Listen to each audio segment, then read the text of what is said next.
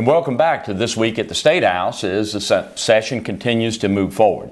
The South Carolina Senate in the last week has taken up some major bills. It's now debating what's called the Sembler Project. Should we or shouldn't we be engaged in incentives in what they would call an extraordinary retail venture?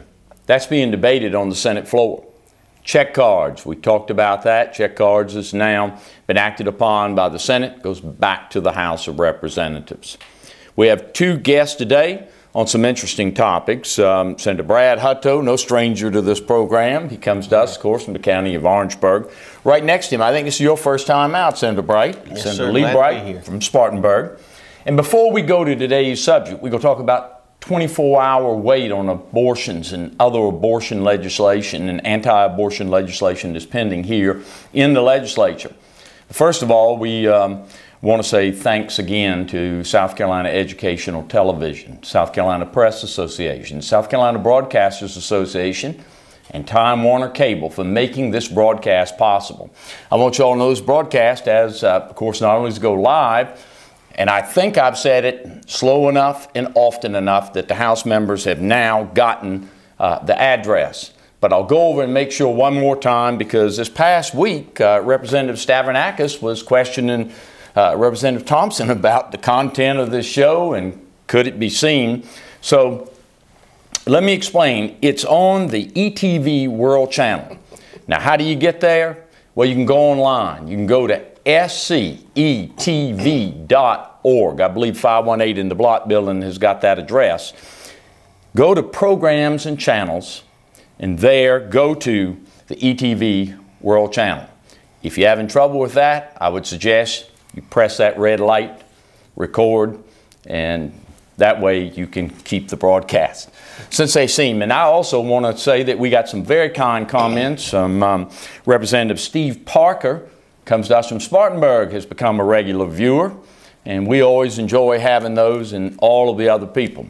So let's get into it so that those House members also can have the benefit along with the senators of the subjects that we're going to take up today. Mr. President, I would say you are as good as a NASCAR driver with getting those plugs in before we get right into the meeting things. Thank you, sir. I want to thank M&M's and Tide and Coca-Cola and all my sponsors today.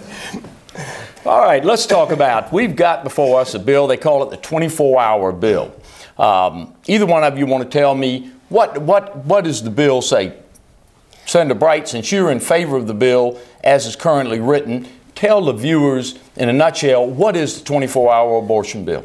Basically, it's a bill that after the ultrasound, we want the mother to have 24 hours to make a decision about what she does with her child. We want her to have the opportunity to get to know her child before this decision is made.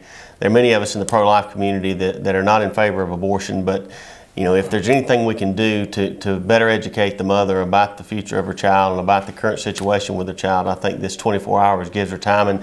And the other states, we have a 1-hour waiting period, but most of the other states are at 24 hours. So I think it's something that's very needed in this state, because although these children don't get to vote and may never get to vote if they're not given the opportunity to live, we would like for them to have a greater opportunity to be born. Let me ask you, and maybe Senator Hutto can answer this question for us. Current law, don't we already require an ultrasound? Yes, we do. That's something that we passed in the last year or so, that when women go in for this procedure, they are given an ultrasound.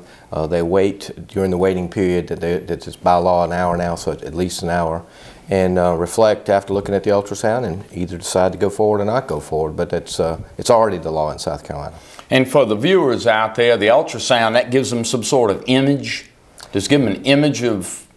It's interesting. The ultrasound is actually a medical study, a radiology type study. It's a medical study. It's not really a lay study, but a lay person can look at it and observe it. And so while they may not know exactly what they're seeing, because in order to know all the nuances of an ultrasound, you'd probably need to go to medical school, but it does give you an image. I know, for instance, when my son was born, we went in after a certain age and could move it around on my wife's stomach basically and look and see, and you could see arms and legs and that kind of thing. So even a lay person can look at it and tell that it's a baby in the womb. Maybe not at these early ages. Now that's part of the issue that we have here, is that obviously abortions are only done in South Carolina in the very early stages of a pregnancy, and at that point in time there's not going to be substantial development like what I was talking about when I was seeing my son at maybe 6 or 7 months gestation. So it is different. But let me just say this, I respect the intellect and the wisdom and the judgment of the women of South Carolina. I believe that they are best equipped to know what's going on inside their body. They have all of the tools available to them that modern medical science can bring. Any single one of them right now who wants to go to their doctor and get an ultrasound to help them make a decision, and what has to be a tough decision that they all face at this point in time, can do so now. And knowing the Senators from Spartanburg's position about government not intruding in people's lives, the fact that he would want to make this government intervention require women to do something that they already can do on their own right now. Again, I trust the women of South Carolina to make the decision that's in their best interest, and we don't have any business as the state of South Carolina dictating to women what they ought to do. To do that just disrespects them, disrespects their ability to know what's going on in their body, and it says that an all-male Senate is going to tell them that we know better than they do, and that's just wrong. Senator Brady doesn't agree with you. What's your response? Well, this is an incremental move, I'll agree. I am against abortion. I lost a child at about 12 weeks. I saw the heartbeat. I saw the child move in the womb. The fact that these children don't have rights, anything we can do to lessen abortions, I'm going to support, because I do feel like that each abortion, and I know it's not a feeling, I know that each abortion stops a beating heart. So if I can do anything to save some, I'll do it. I do want to save all. You talk about women in an all-male Senate. Well, half of those babies that aren't given the right to live are women. And where is their choice? And I can assure you, if they were given a choice, they would want to live. I don't know many children that don't want to live. And the fact that they're not spoken for, and the fact that this is used as a method of birth control in so many cases, there's a lot of exceptions that people like to talk about, but that's such a small percentage. But the vast majority, I watched the movie Schindler's List, and I'm sure a lot of folks did. And I remember at the end of the movie, he said, if I just sold my car, and that was based on a true story about what was going on in the concentration camps, and he said, if I'd have just done more, I don't want to live my life and look back and say, I wish I would have done more to save these children. Now, I know Senator Hutto and I disagree on this issue, but he and I have had a lot of conversations, and the gentleman that spoke for NARAL, his name escapes me at this time, but when the abortion bill was passed, he saw an ultrasound, and he wrote a book called The Silent Scream. And he's been one of the greatest advocates to end this genocide that the country has known. And I've told Senator Hutto, my hope is, my prayer is, and the prayer of many of my friends is, we can change him on this issue and have him be the man to get this law changed. So we're working, and we disagree, and we respectfully disagree, but we put it in God's hands, and that's just my feeling. And I know that Senator Hutto, I know he feels passionate on this issue. I've watched him on several issues, and I'll have to say that although we disagree only about 97% of the time, he does believe what he believes. And I admire that. He stands firm on his convictions.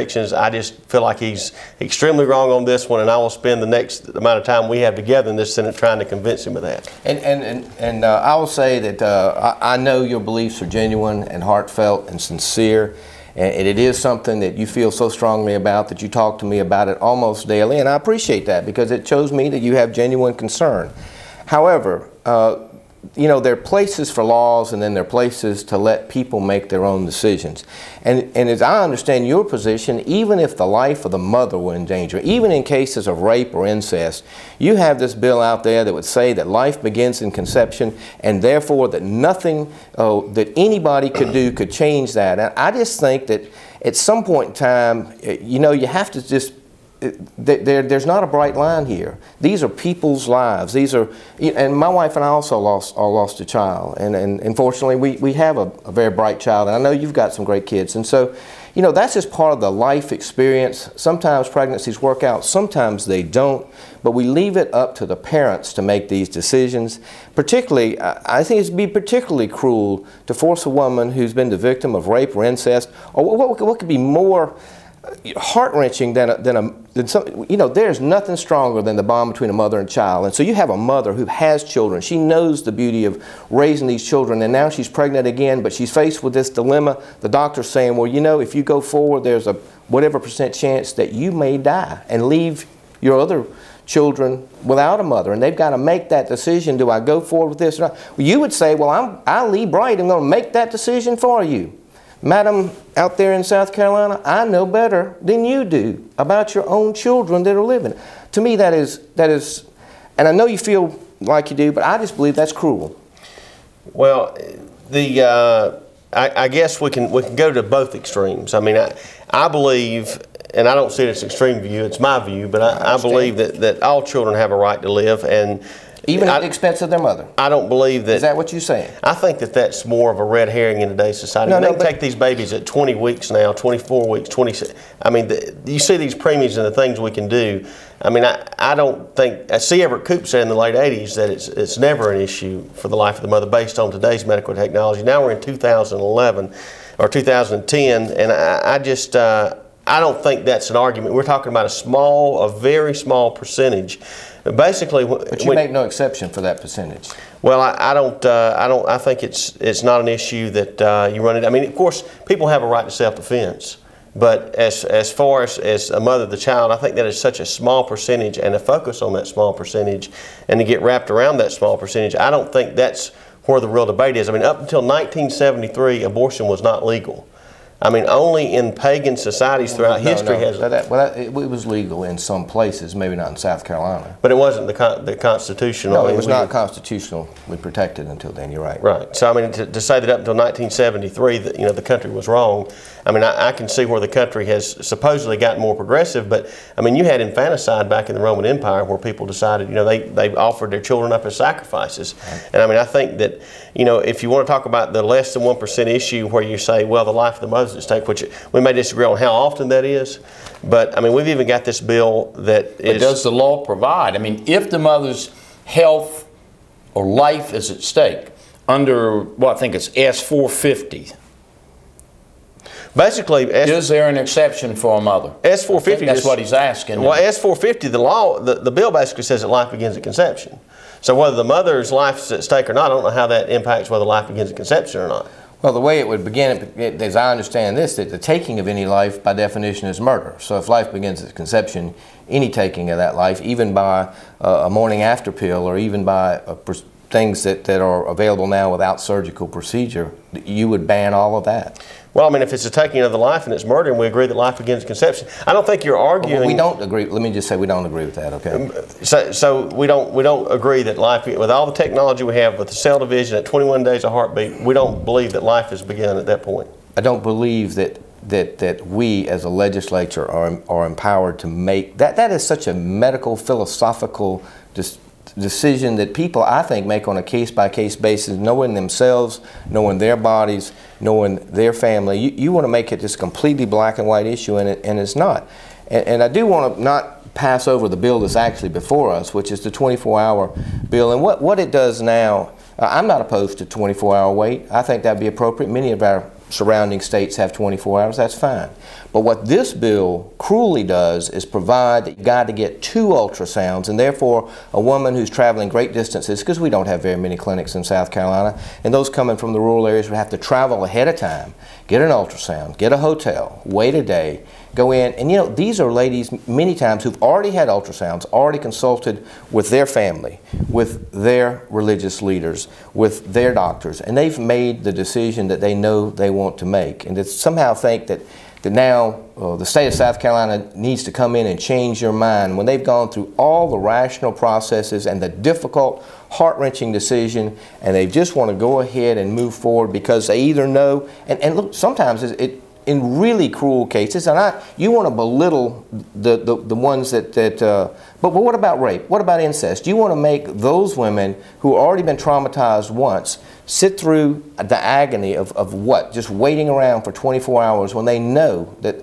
after talking to victims counselors and their religious and faith leaders and everybody they want to get input from, you just want to have them sit around just to be sitting around.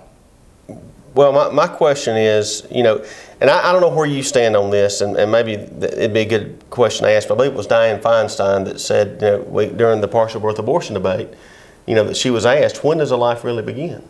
And she said, when you bring the baby home and it's loved.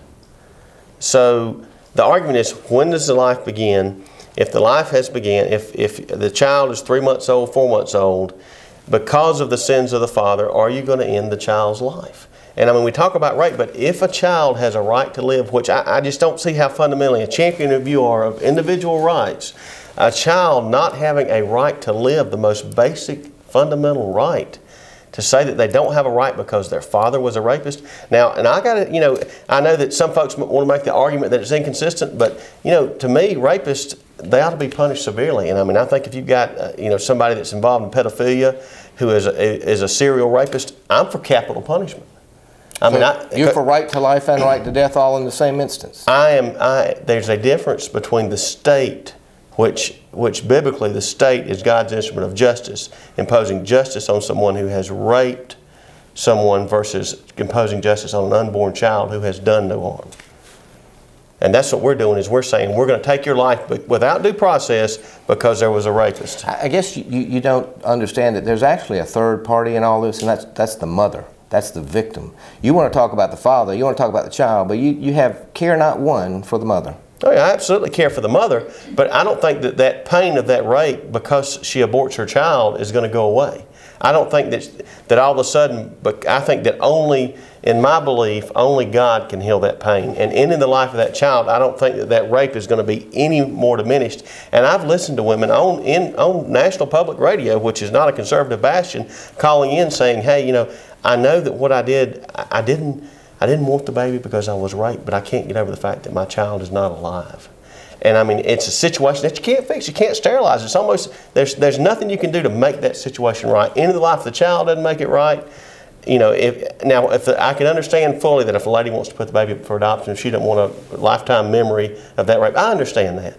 But to say to end the life of that child makes somehow her pain lessen, I don't see. Now, maybe in the short term, but 20 years from now, I'm not so sure that that's something she's going to say, well, man, I do feel a lot better now. You know, I don't know whether that's true or not, but I believe that's her decision, not yours.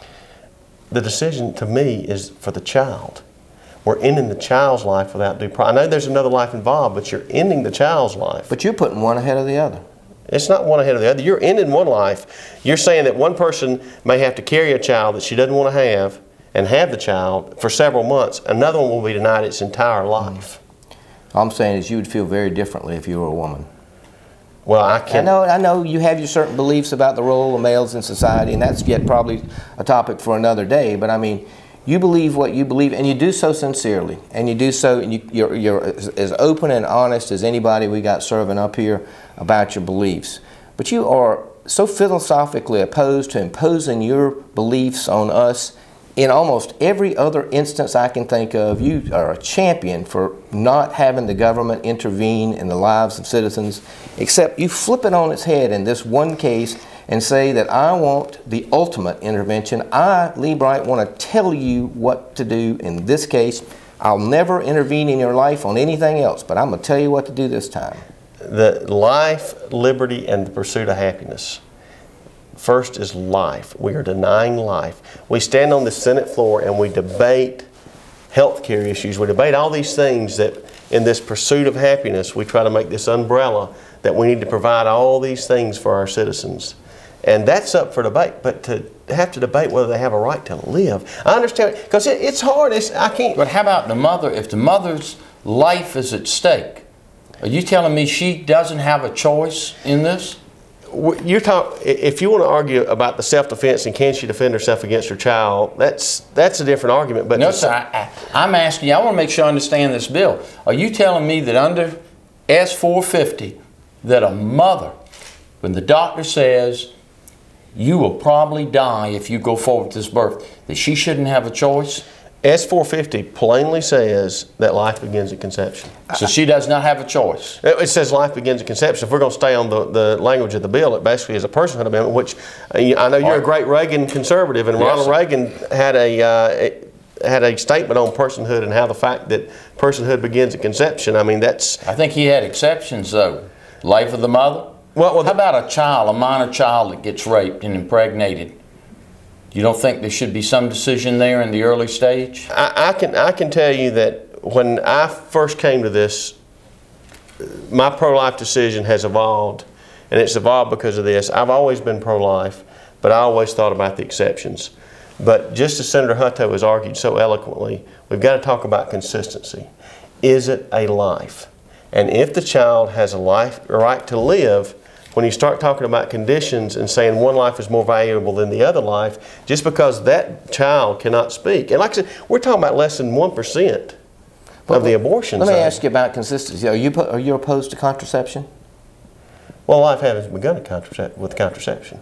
So you're not opposed to stopping the natural flow of life, making a decision, a couple consciously deciding to, if you believe that there's a plan out there that God has constructed us in the manner that we are to procreate, and that's what we're to do, you're saying it's okay to stop it early, just don't stop it, and you want to have this one finite time snapshot in the history of the life of everything and just say, right then, it jumps in life just jumps into conception. But look, if you want to do contraceptives, that's fine. Is that what you call consistency? Yeah, I call that because you're not ending the life. I mean, you can be celibate your entire life and be female, and you haven't ended a single life. I mean, I think that's not a good argument. You made a lot of good arguments this morning, but I don't agree with that one. But I don't agree with any of the others. No, it does get to this though. There are various forms of contraception. And some forms of contraception actually, when the pill, for instance, the morning after pill, keeps I wish I were more eloquent in explaining it, but basically it keeps the fertilized egg from attaching to the womb and going forward. That's a form of contraception. Okay. Now you would say, I guess, that that's already conception, and that's where it is such a hyper-technical point in time between, you're saying it's okay to stop the sperm from getting to the egg, but the second it hits, that's it.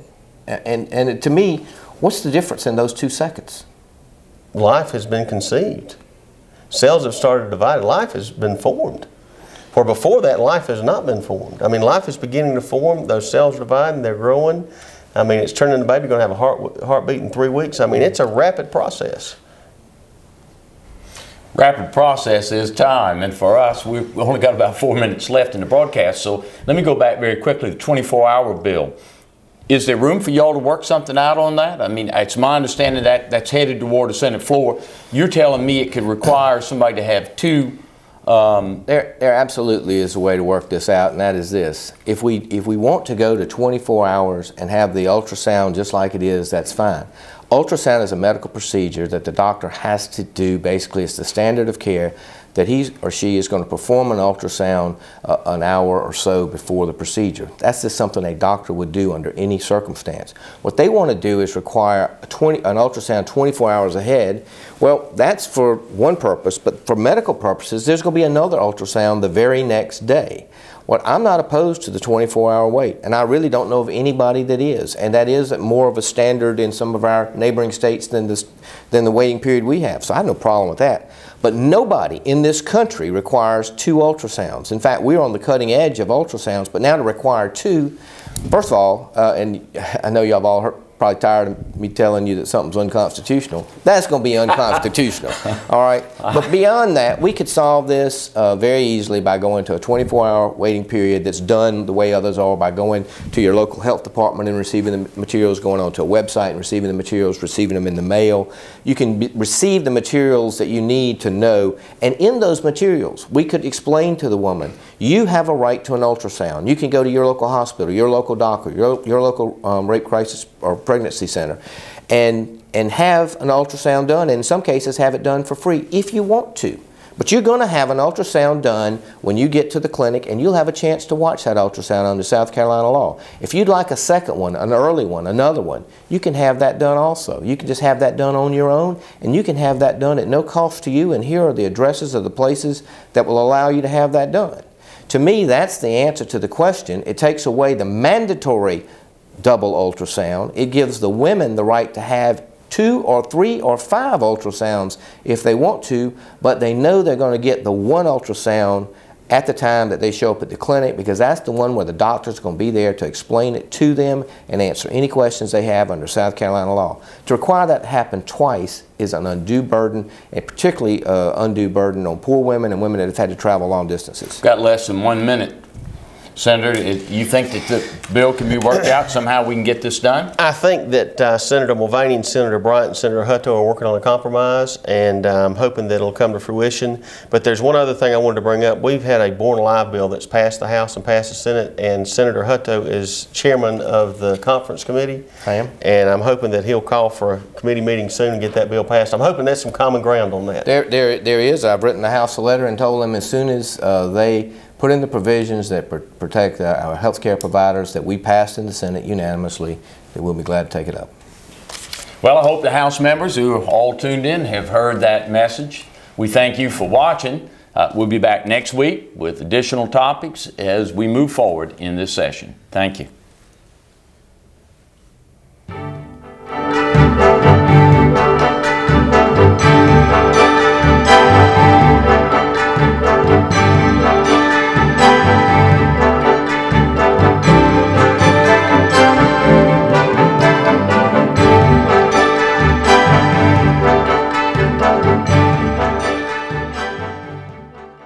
Broadcast of this program is made possible in part by Time Warner Cable,